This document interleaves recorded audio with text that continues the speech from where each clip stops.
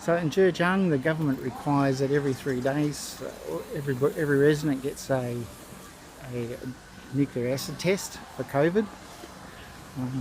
As you can see from my one, I'll show you here, I only have 4 hours left before I have to get my new one. This is important because without it you can't enter into any buildings, any shopping centres or anything like that.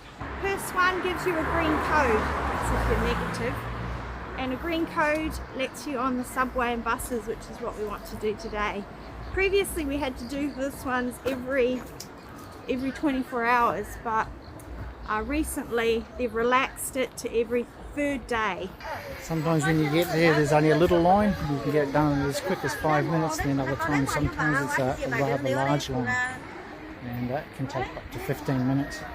But the whole process is actually really fast. And the place that we normally go to, they're used to foreigners, so we're more complicated to test than others, and sometimes they have no idea what to do with us. But this particular COVID bar knows what to do with us, and they're quite nice.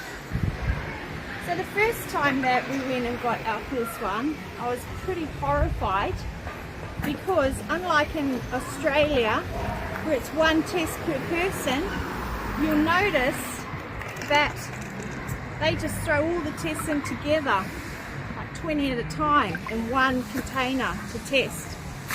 And the idea behind it is because if you have test positive, it's not going to affect just you, but it's going to affect everybody here, so it doesn't matter. They're not going to waste money on individual tests, because if one person's got it, everyone pays. That's how it works.